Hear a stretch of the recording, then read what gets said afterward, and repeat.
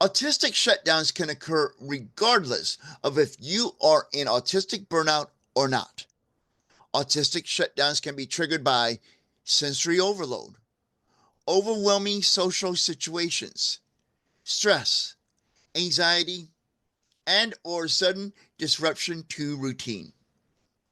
In this video, I will be breaking down what an autistic adult shutdown is, what you should do during a shutdown to help yourself, and how our allies can help and support us during a shutdown. Let's get started.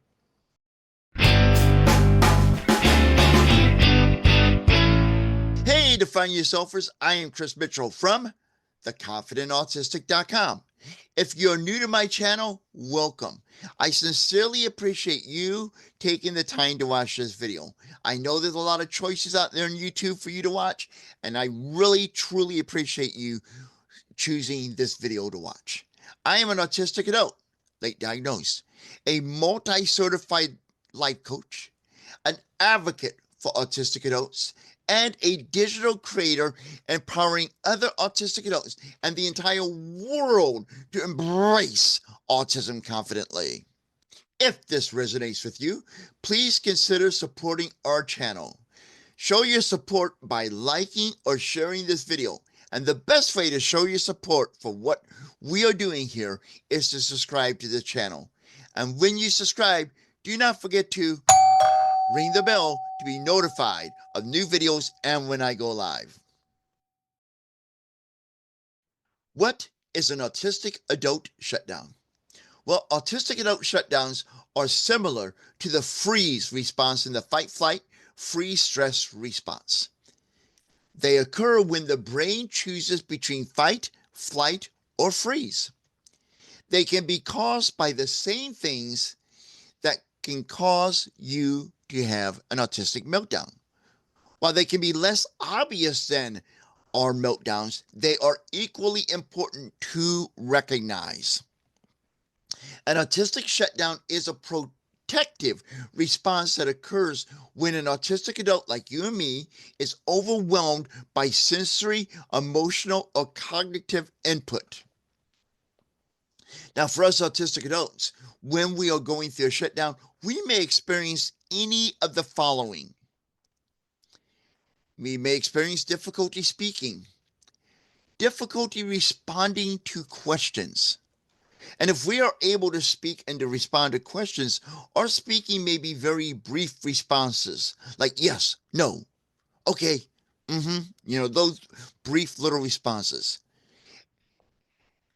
We can also become completely nonverbal. We experience during a shutdown trouble decision-making or needing support in decision-making. So when I'm having a shutdown, and maybe not only during shutdown, but when I'm feeling overwhelmed, I do this as well.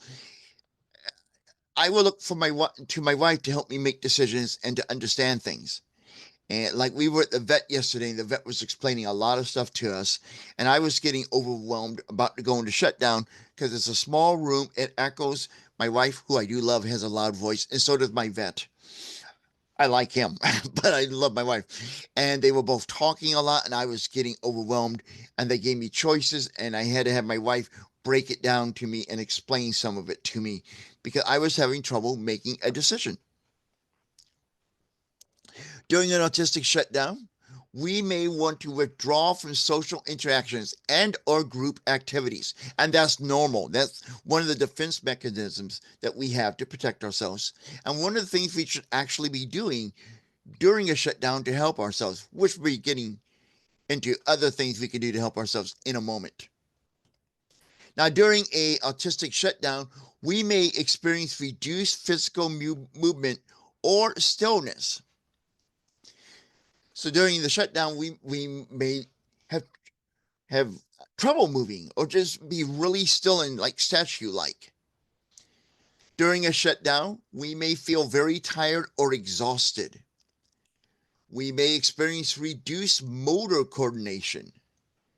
We may feel or experience a sensation of being disoriented. And we may feel emotionally numb or detached from the situation, from other people, from our environments, from everything basically.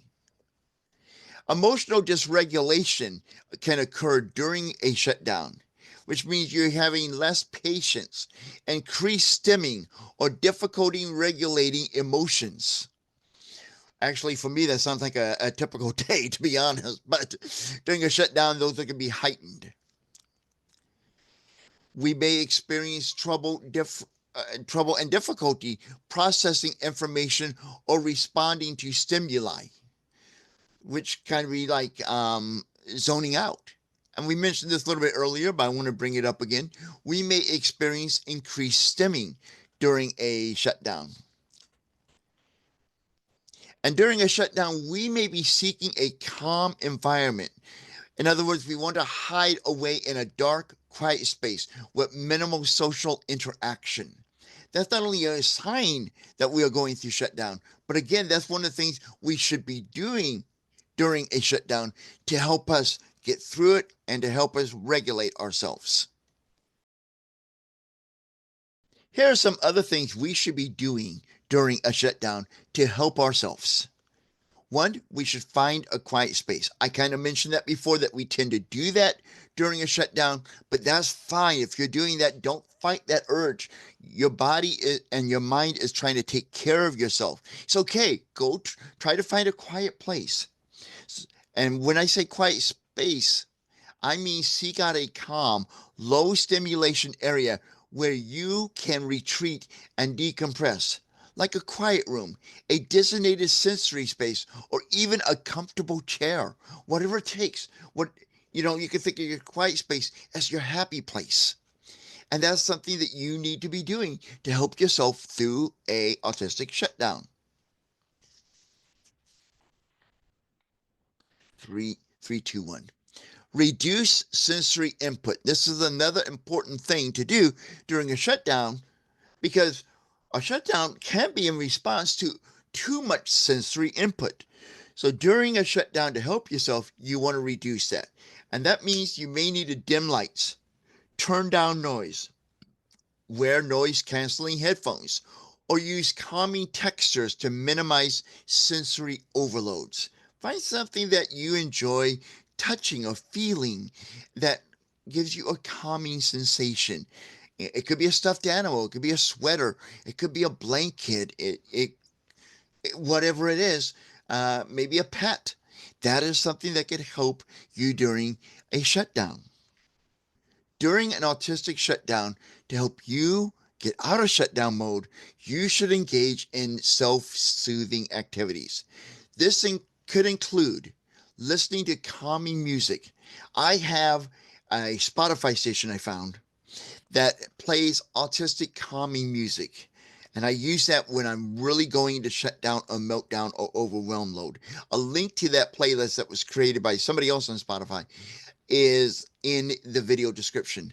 I also have a playlist, and I keep adding to it here on my YouTube channel, of calming, sensory friendly music and images for those of us on the spectrum who may be going through a meltdown, a shutdown, or burnout, over sensory overload, whatever.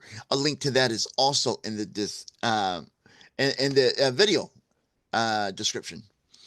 So, like I was saying, you want to engage in self-soothing activities, which we talked about, listening to calming music. You could try deep breathing exercises, gentle stretching, or engaging with a preferred sensory item. One of my favorite sensory items is my needle ball and and and drum roll please, my fidget spinner. Those are some of my favorite preferred sensory items. If you have a preferred sensory item, regardless of what it is, share it in the comments. I would love to hear what yours are. While you're in shutdown, to help yourself, you should engage in minimal movement. Sometimes simply sitting still or lying down can be helpful to reduce energy expenditure. So yeah, just kind of chill out. maybe, get in your happy place, your favorite zone, and you could do this in conjunction to listening to relaxing music or playing with your favorite sensory toy. Doesn't matter. You don't need to be getting up and doing a lot of things. During a shutdown, you need to calm yourself down. And one of the most important things you could do during a shutdown to help yourself is to communicate your needs if that is possible for you to do at the time. If you're able, let others know that you are experiencing a shutdown and you need space to recover. There's no shame in it because, we're autistic. This is part of who we are. And sharing that is advocating for yourself. And as an autistic person or any woman with a disability, we need to be good at advocating. And I'll probably do a video on that in the near future. And when it's available, it will be in the links in the show video description. That is.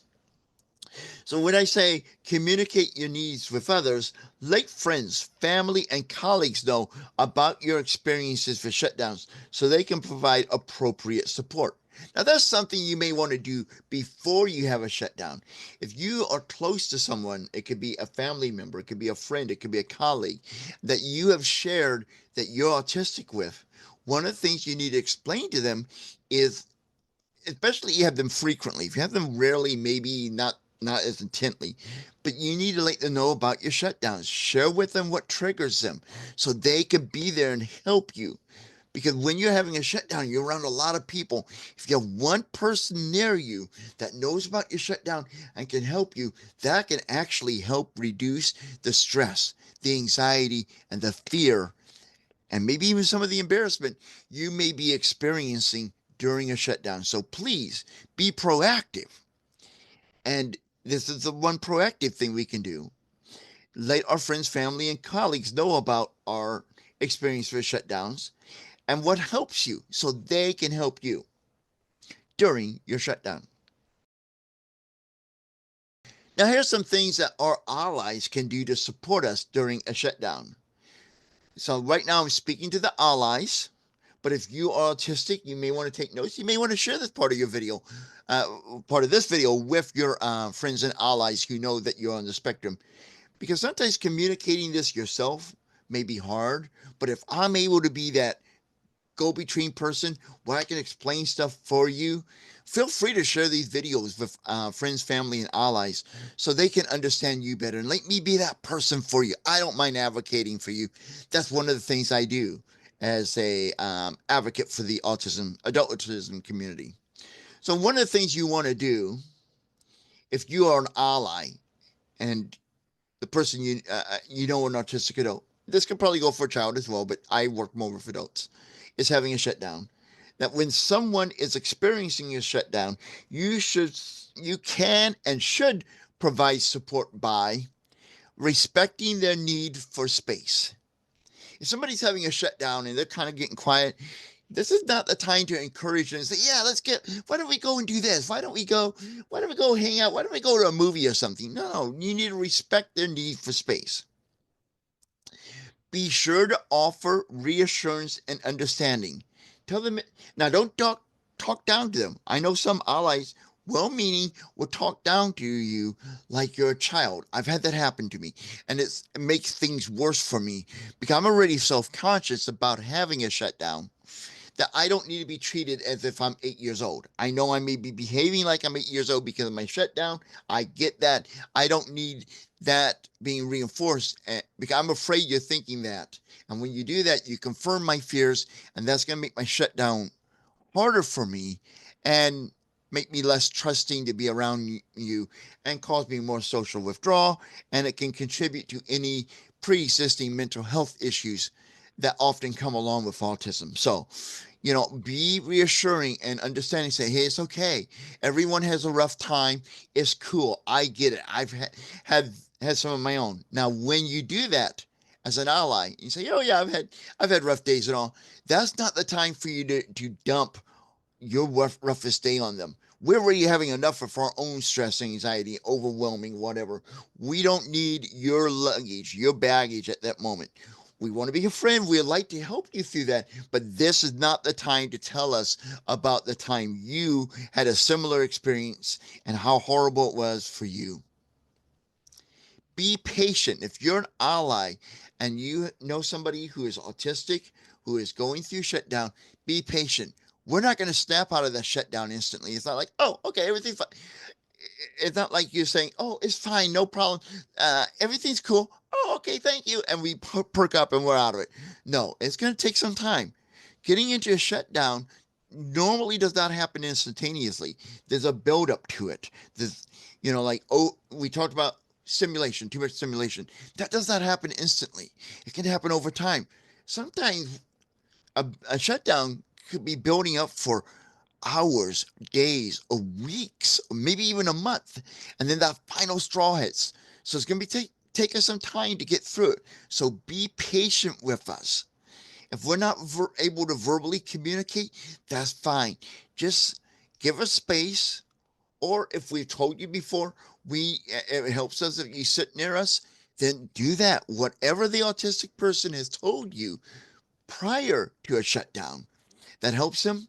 If you're willing to do that for them. But be patient during our shutdowns. We will get through them, and your patience will help us get through it.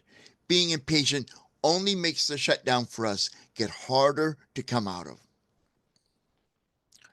As a advocate or an ally for autistic adults who are experiencing a shutdown, try to provide a calm, quiet environment.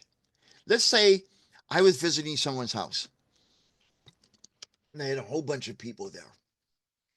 And I was going into shutdown. You saw me going into shutdown. You could tell you know me well enough. You may say, you know what, Chris, you can, if you need to, go step out in the back patio for a few minutes because that area doesn't have any people in it. Go out there, or why don't you, take a little break, take a little walk outside, whatever, or sit on the bench on the front porch and come back in when you're ready, something like that, and kind of do it discreetly. So we're already embarrassed. Many of us are embarrassed during a shutdown. We don't want more attention drawn to ourselves. So this kind of maybe discreetly suggests to us to go to a quiet place. Or at a work environment, you can say, you know what, I'm not using my office right now. Why don't you go in there for about 10 minutes and just take a little break and come back when you're ready? Something like that. And the most important thing, or one of the most important things, and all I can do to help us during a shutdown is to offer assistance if needed.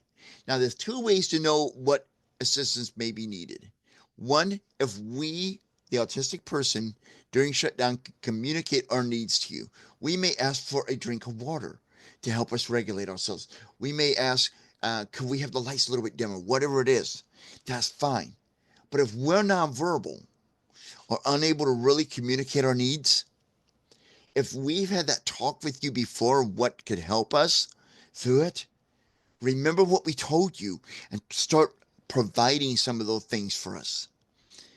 And then, speaking of communicating, during a shutdown, we may take alternate ways to communicate than our normal communication methods.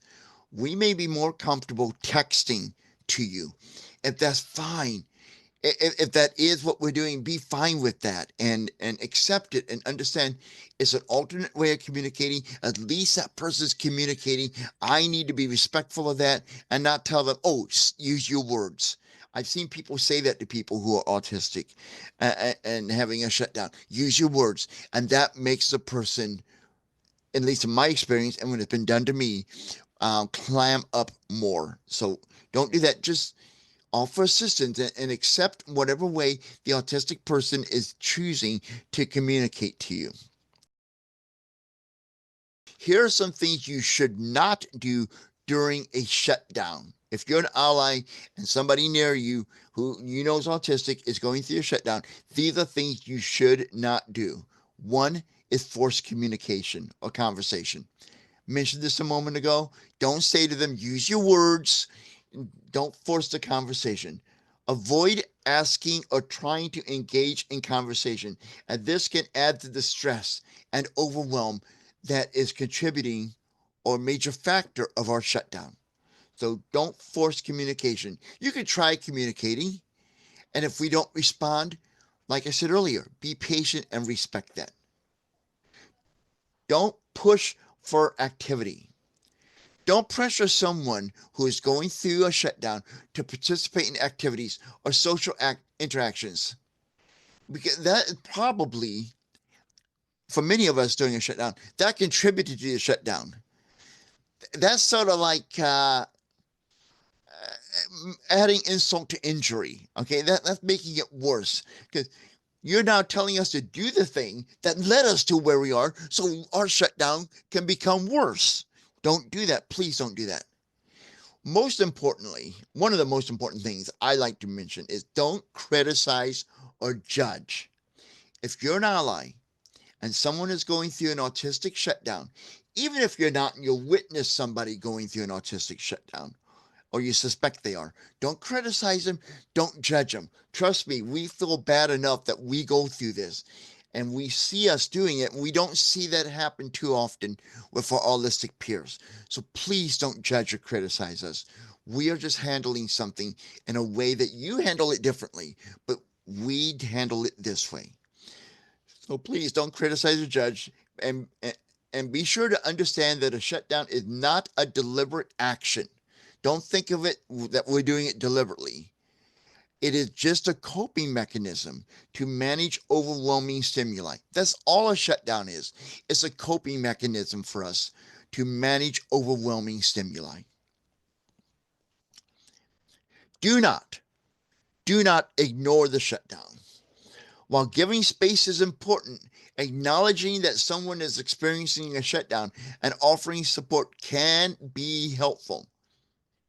When we're having a shutdown, it's obviously a response to overwhelming stimuli. And we feel embarrassed. But when you ignore that we're going through that, that hurts us. Because the shutdown is not only what I mentioned, a response to overwhelming stimuli, it is a cry for help. And when you ignore that, just think of yourself. You see someone drowning and you're in a boat standing next to a life preserver, and you say, "Oh, that's not my problem," and you just walk on with what you're doing. You're doing the same thing if you ignore a shutdown. We're needing help. We want some help. We may not be able to communicate that at that moment. But the worst thing you could do next to well, even worse than judging someone or criticizing, is to ignore the shutdown. I know there's been some parenting skills I don't that happened when I was younger, and I don't know if they still happening with parents, and we have some of this belief in my generation still. If a kid is acting out, we ignore it and the kid will stop, you know. And there's some truth to it. The kid's having a temper tantrum and they're not autistic. Ignoring the temper tantrum and not giving them attention may reinforce that's inappropriate behavior. But ignoring a shutdown does not cause us not to have more shutdowns. In fact, it makes that shutdown harder for us. Please do not ignore the shutdown. It is a legitimate cry for help. Remember, we're not doing this deliberately. It is a response to overstimuli, and we need help. And the other thing that you should not do if you're an ally and someone is having an autistic meltdown, shutdown, that is, I get those mixed up because they're similar in some ways and the words are similar. And it's like, why did they do that? I don't know. What you should not do during an autistic shutdown is try to fix, that's air quotes here, the shutdown. You need to, the shutdown needs time to pass naturally, and attempting to quickly resolve it can be counterproductive. So, yeah, you know, your first instinct may be, oh, he's having a shutdown because there's too much noise in there. Okay, everyone be quiet. You don't, you know, that can help some, but we don't want to try to fix it and rush someone through the shutdown. Fix it instantly. Let the person who's going through the shutdown do what they need to do. If we need some alone time, let us have some alone time. We need to stem a little bit more. Let us stem. Don't make any comments or judgments or criticism of it. Because rushing it through the shutdown or trying to fix it instantly can be counterproductive and make the shutdown even worse. Now it is your turn. Share in the comments any shutdowns you had. What were triggering situations that caused you to go into shutdown? What did you do to help yourself through that shutdown? What did an ally do that helped you through a shutdown? Or what has an ally done that made the shutdown worse so allies would know what not to do? I want to hear those comments, okay? Please share them. I may not respond to every one of them, but rest assured I do read all of them. And you share your comments, either comment on this video or join the conversation in our Facebook group, Autistic Adults Embracing Autism. So until next time, this is the Confident Autistic reminding you that now is the time for you to embrace autism confidently. Join me live Thursday nights for the Confident Autistic Live, where I answer your questions, we discuss this week's videos, offer support, and more. The fun starts Thursday at 7 p.m. Central Time in the US of A. Be sure to click the bell when you subscribe to the channel to be notified when the party begins.